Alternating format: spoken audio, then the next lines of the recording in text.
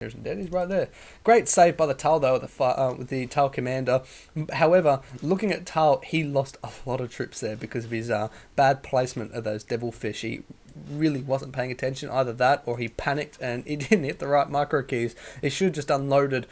But or perhaps there is a bug where if you actually click the units to unload in Soulstorm, they won't actually unload. They'll kind of just like almost as if they spontaneously decide, hey, I'm going to jump back in. I don't want to go out there. It's cold. So and then what happens is you got to wait for them to the cooldown of the unload. That has to be done though, because if there's no cooldown, then you can just jump in, jump out, jump in, jump out. Everyone remembers Dark Crusade Heavy Bolter Space Marines with the Rhinos. So you can't do that. So, but if you use the unload hotkey and actually select a location, then it will never falter. It will always unload properly. The other problem is that sometimes if you lag, it's very difficult to do that. Anyway, so the Elder player is running out the side. He's still got an army that comprises of 2 times the 2 critical aspect warriors, being Warp Spiders and Dark Reapers.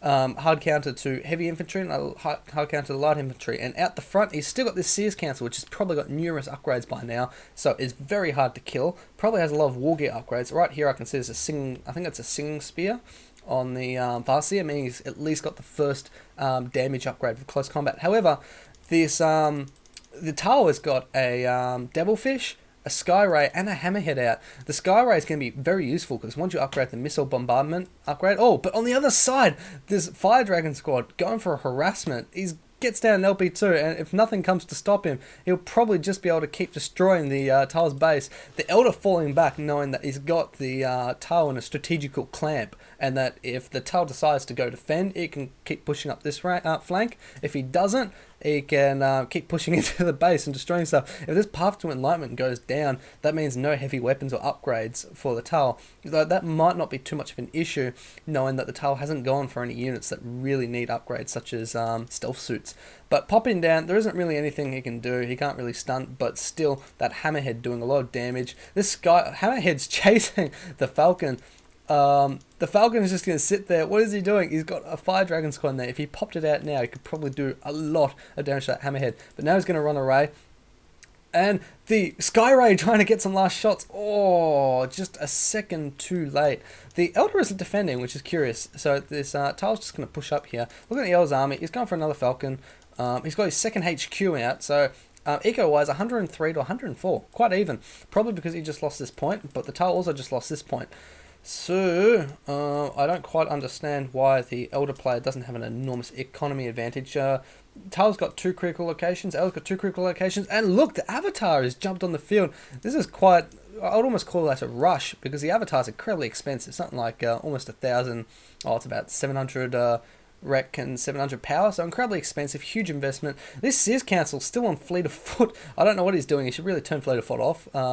Close combat damage, close combat units do suffer from Fleet of Foot penalties. So, and oh no, that well-placed mine, completely unintentional, but still a well-placed mine, doing lots of damage. That Warp Spider Squad just happily sitting there. He knows he can teleport out if he needs to. But this Farseer is probably going to go down. The Hammerhead's decided of all targets in that unit to target. He's going to target the Farseer. Will he take it out? Farseer's going to get out. And something hits it. Probably like a shotgun shot from the Crook Carnivore.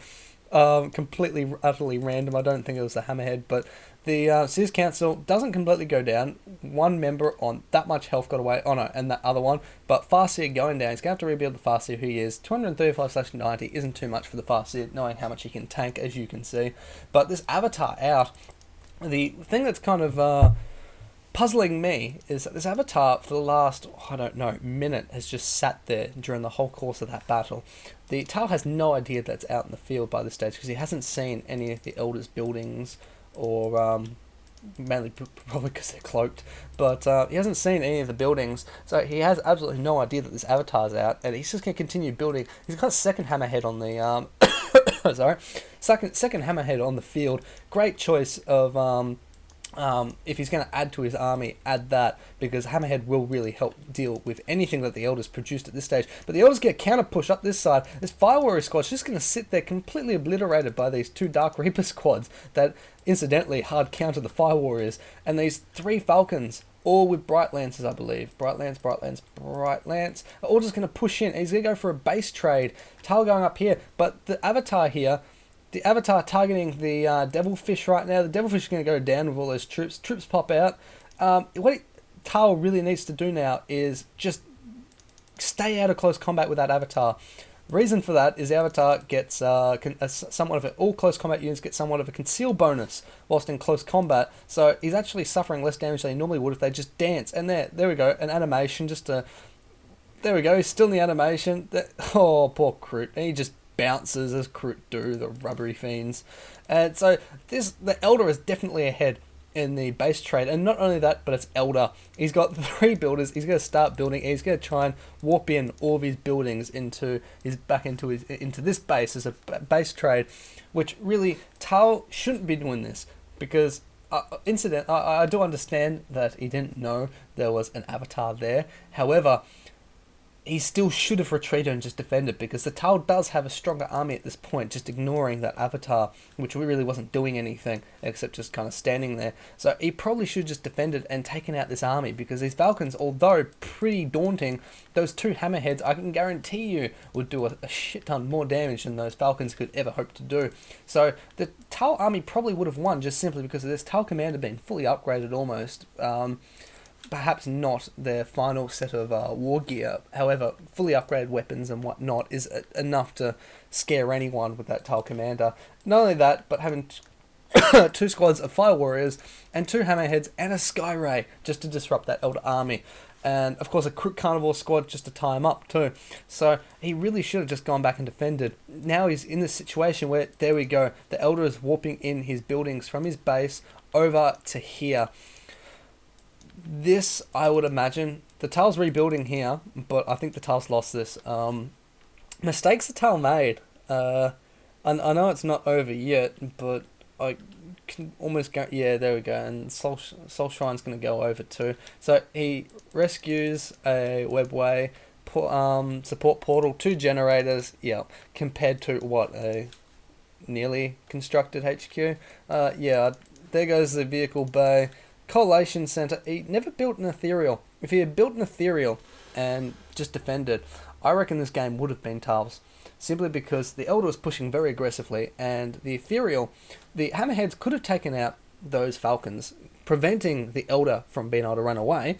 And then they could have just had, as soon as those Falcons taken out, the ethereal could have just landed one of his moonbeams, and yeah, the Tal would have completely obliterated the Eldar army. However, he didn't do that. Instead, he's gone for the base trade, which is any other race, and it would have been fine. But being Eldar's got an advantage now, so I'm going to presume that Eldar's going to win this. Also, looking at the Eldar army, it's